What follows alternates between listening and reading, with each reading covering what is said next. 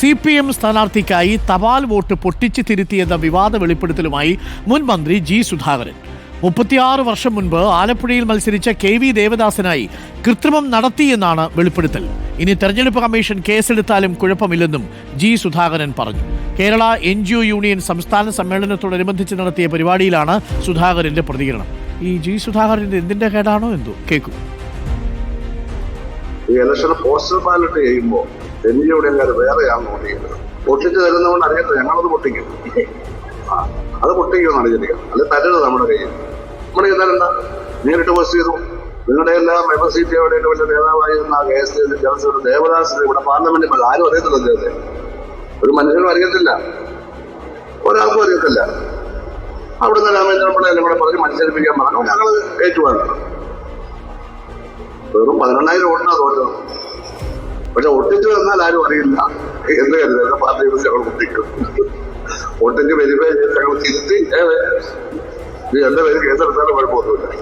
തിരുത്തി ഞാൻ election committee secretary ദേവദാസിന്റെ, ഞാനാ സെക്രട്ടറി. അപ്പോ ഞങ്ങൾ ഇട്ടു.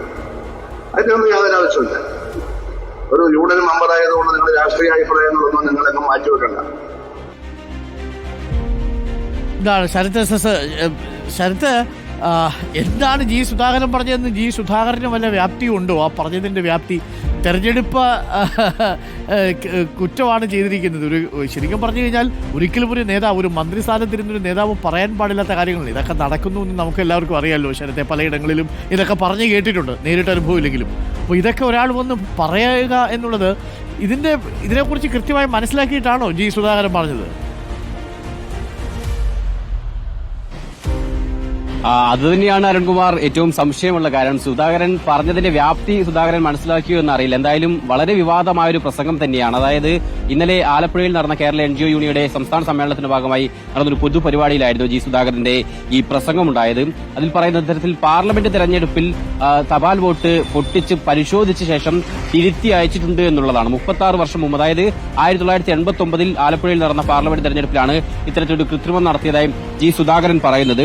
അതായത് അദ്ദേഹം പറയുന്നത് എങ്ങനെയാണ്, അതായത് ഇത്തരത്തിൽ അന്ന് തെരഞ്ഞെടുപ്പ് ഇലക്ഷൻ കമ്മിറ്റി ചാർജ് തനിക്കായിരുന്നു. KV ദേവദാസ് ആയിരുന്നു ഈ അത്തവണ മത്സരിച്ചിട്ടുണ്ടായിരുന്നത്. CPIന്റെ സർവീസ് സംഘടനയായ KSTUയുടെ നേതാവായിരുന്നു ദേവദാസ്. പക്ഷേ ദേവദാസിന് അങ്ങനെ അത്ര പരിചിതമായിരുന്നില്ല ആളുകൾക്ക്. ആ സമയത്ത് താൻ ഉൾപ്പെടെയുള്ളവർ വലിയ രീതിയിലുള്ള പ്രചരണം നടത്തി. പിന്നീട് ഇത്തരത്തിൽ തപാൽ വോട്ട് ലഭിച്ച സമയത്ത് അത് പൊട്ടിച്ച ശേഷം പരിശോധിക്കുകയും ശേഷം തിരുത്തൽ വേണ്ടതിന് തിരുത്തൽ വരുത്തിയ ശേഷമാണ് അയച്ചത് എന്നുള്ളൊരു വെളിപ്പെടുത്തലാണ് ജി സുധാകരൻ നടത്തിയത്. അന്ന് തനിക്ക് ഇലക്ഷൻ കമ്മിറ്റി ചാർജ് ഉണ്ടായിരുന്നു എന്നും അദ്ദേഹം പറയുന്നു. മാത്രമല്ല ഇതിലിപ്പോൾ തെരഞ്ഞെടുപ്പ് കമ്മീഷൻ കേസെടുത്താലും പ്രശ്നമില്ല എന്നൊക്കെ ജി സുധാകരൻ പറയുന്നുണ്ട്. പക്ഷെ എന്തായാലും ഏറെ വിവാദമാണ് ഈ പ്രസംഗം എന്നുള്ളതാണ്. കാരണം ഇത്തരത്തിലൊരു കുറ്റം ചെയ്തിട്ടുണ്ടെങ്കിൽ തീർച്ചയായും ഇതിന്റെ നിയമ നടപടി ഉൾപ്പെടെ വരികയും ചെയ്യും.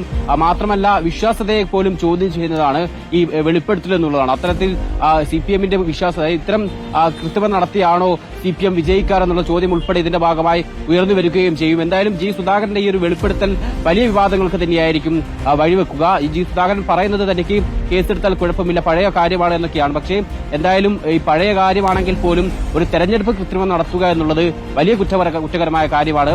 ആ രീതിയിൽ ഇത്തരത്തിലൊരു കൃത്രിമം നടത്തിയെന്ന് ജി സുധാകരൻ തന്നെ സമ്മതിക്കുകയും ചെയ്തു. 1989 നടന്ന തെരഞ്ഞെടുപ്പിൽ അന്ന് KV ദേവദാസിനെതിരെ വക്കം പുരുഷോത്തമനായിരുന്നു മത്സരിച്ചിട്ടുണ്ടായിരുന്നത്. പക്ഷേ KV ദേവദാസ് ഇത്തരത്തിൽ പരാജയപ്പെടുകയും ചെയ്തു. 1,00,000 വോട്ടിന് ആണ് അന്ന് വക്കം പുരുഷോത്തമൻ വിജയിക്കുകയുണ്ടായത്. പക്ഷേ ഈ കൃത്രിമം നടത്തിയ ശേഷം കൂടിയാണ് അദ്ദേഹം പരാജയപ്പെട്ടതെന്നതും ഈ മനസ്സിലാക്കേണ്ടതുണ്ട്. അങ്ങനെ ഈ സുധാകരന്റെ വെളിപ്പെടുത്തൽ ഏറെ ശ്രദ്ധേയമാണ്. ഇത്തരത്തിലൊരു കൃത്രിമം നടത്തിയിരുന്നു, പിന്നീട് പാർട്ടി ഇത്തരം കൃത്രിമം തുടർന്നിരുന്നു അടക്കമുള്ള കാര്യങ്ങളും സംശയിക്കേണ്ടതാണ്. മാത്രമല്ല അദ്ദേഹം പറയുന്നത് നല്ലൊരു ആയുധം കൊണ്ട് കൊടുത്തിരിക്കുകയാണല്ലോ ജി സുധാകരൻ അല്ലേ ശരത്തെ.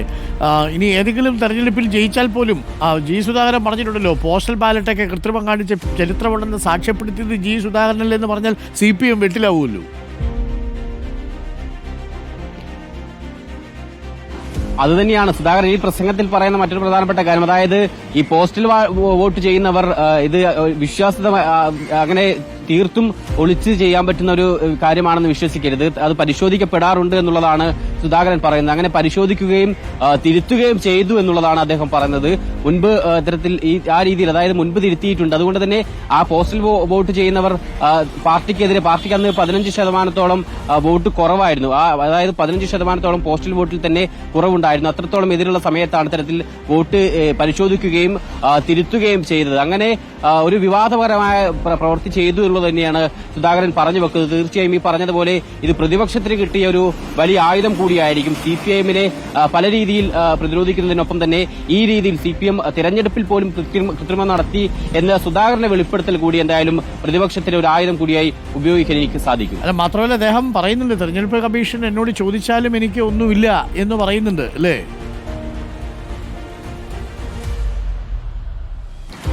അതുതന്നെയാണ് അദ്ദേഹം പറയുന്നത്. അതായത് ഈ വെളിപ്പെടുത്തൽ നടത്തുമ്പോഴും തനിക്ക് ഇതൊരു പ്രശ്നമല്ല, തെരഞ്ഞെടുപ്പ് കമ്മീഷൻ തന്നോട് ഇത് ചോദിച്ചാലും തനിക്ക് യാതൊരു കുഴപ്പവുമില്ല എന്ന് അദ്ദേഹം പറയുന്നുണ്ട്. പക്ഷേ എന്തായാലും നിയമ നടപടി ഉണ്ടാകാനുള്ള സാധ്യത ഉണ്ട്. കാരണം ഇത്തരത്തിൽ ഒരു കൃത്രിമം നടത്തിയെന്ന് അദ്ദേഹം തന്നെ സ്വയം വെളിപ്പെടുത്തിയ സാഹചര്യത്തിൽ ആ നിയമ നടപടിയിലേക്ക് കടക്കാനുള്ള സാധ്യതയുണ്ട്. കോൺഗ്രസ് അടക്കമുള്ള സംഘടനകൾ ഒരുപക്ഷേ നിയമ നടപടിയിലേക്ക് കടക്കുമെന്നുള്ളതാണ് മനസ്സിലാക്കുന്നത്. എന്തായാലും ഈ വെളിപ്പെടുത്തൽ ഏറെ പ്രധാനമാണ്. അന്ന് പക്ഷേ CPIഎം ഈ കൃത്രിമം നടത്തിയിട്ട് പോലും CPIഎമ്മിന് ജയിക്കാൻ സാധിച്ചിട്ടില്ല. പക്ഷേ മുൻ വർഷങ്ങളെ അപേക്ഷിച്ച് അത്തവണ CPIഎമ്മിന് വോട്ട് ശതമാനം കൂട്ടാൻ വേണ്ടി സാധിച്ചു എന്നുള്ളതും മറ്റൊരു യാഥാർത്ഥ്യമാണ്. അതിനു മുൻപ് പല നേതാക്കൾ മത്സരിച്ച സമയത്ത് പോലും അത്രത്തോളം വോട്ട് ലഭിച്ചിരുന്നില്ല. 1/4 ലക്ഷത്തോളം വോട്ടിനാണ് അന്ന് വക്കം പുരുഷോത്തമൻ ജയിച്ചത്. അതിനു മുമ്പ് 75,000 ഒക്കെ തന്നെ ആ രീതിയിൽ വലിയ ഭൂരിപക്ഷത്തിലായിരുന്നു കോൺഗ്രസ് വിജയിച്ചത്. അത്തവണ ഭൂരിപക്ഷം കുറയ്ക്കാൻ അല്ല, എന്തായാലും അത് എന്താ പറയല്ലേ, സുധാകരൻ ഇപ്പോൾ ഞങ്ങൾ വിളിച്ചിരുന്നു, അദ്ദേഹത്തിന് ഇപ്പോൾ അതിനോട് ഇനി പ്രതികരിക്കാനില്ല എന്നാണ് അദ്ദേഹം പറഞ്ഞിരിക്കുന്നത്. മാത്രമല്ല പറയാനുള്ളതെല്ലാം ആ വേദിയിൽ വെച്ച് അദ്ദേഹം പറഞ്ഞു കഴിഞ്ഞു എന്നാണ് പറയുന്നത്. ഇത്രയും കാര്യങ്ങളൊക്കെ തുറന്നു പറയുമ്പോൾ ഒന്ന് ശ്രദ്ധിക്കേണ്ടേ അംബാനെ എന്ന് നമ്മൾ ചോദിക്കുന്നുള്ളൂ. ഇത്രയും സീനിയർ ആയിട്ടുള്ളൊരു നേതാവല്ലേ, അപ്പോൾ അദ്ദേഹം അത് കുറച്ചുകൂടി ശ്രദ്ധിക്കണമായിരുന്നു. ഒരു പാർട്ടിയെയും പ്രസ്ഥാനത്തെയും കൂടി അദ്ദേഹം കൊണ്ട് കുരുക്കിലാക്കിയിരിക്കുകയാണ്. ഇനിയിപ്പോൾ ആളുകൾക്ക് വ്യക്തമായിട്ട് ചോദിക്കാമല്ലോ, നിങ്ങൾ ഈ തെരഞ്ഞെടുപ്പ് ജയിച്ചു വരുന്നത് മുഴുവൻ ഇതേപോലെ കൃത്രിമം കാണിച്ചിട്ടാണല്ലോ എന്ന് ചോദിച്ചാൽ സുധാകരൻ്റെ വാക്കുകൾ ഒരു ഭാഗത്ത് നിൽക്കുകയാണ് എന്നുള്ളതാണ്. എന്താ ഭാവമൊന്നും മനസ്സിലാവുന്നില്ല, എന്താ പറ്റിയതെന്നും മനസ്സിലാവുന്നില്ല. ഇത്തരം കാര്യങ്ങളൊക്കെ യഥാർത്ഥത്തിൽ പറഞ്ഞു കേൾക്കാറുണ്ട്. ഇത്തരം കൃത്രിമങ്ങളൊക്കെ പലയിടങ്ങളിലും നടക്കാറുമുണ്ട്. അതൊക്കെ ആളുകൾ വിളിച്ചു പറഞ്ഞു തുടങ്ങിയാൽ എന്തായിരിക്കും ഒരു അവസ്ഥ അല്ലേ? അതെന്തോ ആവട്ടെ, എന്തായാലും സുധാകരൻ പറഞ്ഞിരിക്കുന്നത് പുലിവാലായിട്ട് മാറുകയാണ്. ഇതൊന്നും ആലോചിക്കാതെ പറഞ്ഞിട്ടുണ്ടാവും ചിലപ്പോൾ ആ സമയത്ത്. അറിയില്ല എന്താണെന്ന്. അദ്ദേഹം അത് വ്യക്തമായി അതിൻ്റെ വരുംവരായികകളൊക്കെ മനസ്സിലാക്കി പറഞ്ഞതാണോ അല്ലയോ എന്നുള്ളതൊക്കെ തീരുമാനിക്കട്ടെ. മാത്രമല്ല, ഇത്തരം പോസ്റ്റൽ ബാലറ്റ് എന്നല്ല, ഒരു ബാലറ്റിൽ നിങ്ങൾ ഒരു കൃത്രിമം നടത്തിയാലും അതൊരു ക്രിമിനൽ ഒഫൻസാണ് നമ്മുടെ രാജ്യത്ത്. കാര്യം അതൊരു ജനാധിപത്യ പ്രക്രിയയിലെ നിങ്ങൾ തുരങ്കം വയ്ക്കുന്ന പരിപാടിയില്ലേ. ആ തുരങ്കം വെച്ചതിന് ശേഷം ഞാൻ പണ്ടിങ്ങനെ തുരങ്കം വെച്ചിട്ടുണ്ട് എന്ന് പറയുന്നത് അതെങ്ങനെയാണ് നമുക്കതിനെ അംഗീകരിക്കാൻ പറ്റുക? അതൊരു നല്ല നേതാവിൻ്റെ ഗുണമല്ല. നമുക്ക് സുധാകരനെയൊക്കെ നമ്മൾ അത്രയും ഹയർ പൊസിഷനിലല്ലേ കണക്കാക്കിയിരിക്കുന്നത്. അപ്പോൾ അദ്ദേഹം അതിന് കൂട്ടുനിന്നു എന്നൊക്കെ തുറന്നു പറയുമ്പോൾ ഒരു സങ്കടമുണ്ട് എന്ന് മാത്രമേ ഉള്ളൂ. അത് അദ്ദേഹം തിരുത്തട്ടെ. ഇനി അദ്ദേഹം അറിയാതെ പറഞ്ഞു പോയതാണോ, ഈ കാര്യങ്ങൾ എന്തെങ്കിലും വിശദീകരണം കൊടുക്കുന്നുണ്ടെങ്കിൽ വിശദീകരണം വരട്ടെ എന്ന് നമുക്ക് പ്രതീക്ഷിക്കാം. എന്തായാലും അതൊരു വെളിപ്പെടുത്തലായി മാറുകയാണ് ഈ ഘട്ടത്തിൽ. അപ്പോൾ ചില പ്രേക്ഷകരെങ്കിലും ചോദിക്കും, ഇപ്പോഴാണോ നിങ്ങൾ ഇതൊക്കെ അറിയുന്നത് എന്ന് ചോദിക്കുന്നത്. ഇതൊക്കെ കേട്ടുകേൾവിയല്ലേ ഉള്ളൂ. ഒരു നേതാവ് ഒന്ന് പറയല്ലേ, നമ്മൾ ഇടപെട്ട് തിരുത്തിയിട്ടുണ്ടെന്ന് പറഞ്ഞു കഴിഞ്ഞാൽ അതൊരു വലിയ വെളിപ്പെടുത്തലായി മാറുകയല്ലേ. പ്രിയപ്പെട്ട പ്രേക്ഷകരെ, സമയം 9 മണി കഴിഞ്ഞ് 45 മിനിറ്റ് ആയിരിക്കുന്നു. നമുക്ക് മലപ്പുറത്തെ കാളികാവിലേക്ക് ഒന്ന് പോകണം. അതിനു മുമ്പ് നിങ്ങളുടെ മെസ്സേജുകൾ ഞാൻ കാണുന്നുണ്ട്.